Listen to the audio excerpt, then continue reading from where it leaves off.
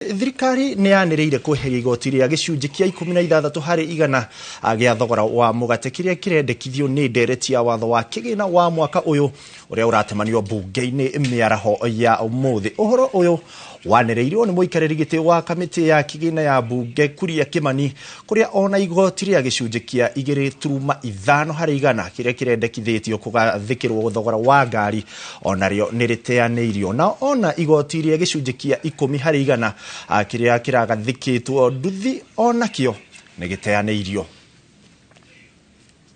We have listened to the view of Kenyans and we are all in agreement that there are two things that we must do. One of them is that we need to protect Kenyans from increased cost of living, and therefore the proposed 16% VAT on bread has been dropped. To support, again, on reducing the cost of living, we are doing something about vegetable oil so that we do not make it expensive for Kenyans.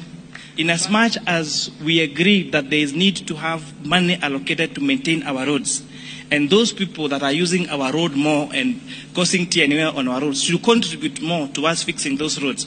We have agreed that the motor vehicle tax cannot be amended through an income tax act, and also pegging it on insurance would cripple the insurance business and make it very difficult, especially for those Kenyans who take third-party insurance, and therefore that proposal has been dropped.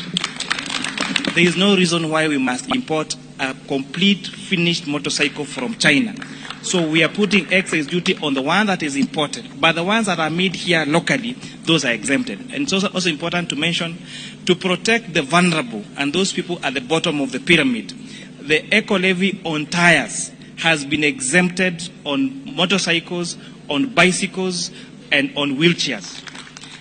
We have seen in the recent past the proposals that we've made on statutory deductions on sheaf and housing levy has added a loan, especially on salaried Kenyans, and therefore we have proposed that those statutory deductions now be allowable to pay, so they will not pay an additional pay on those.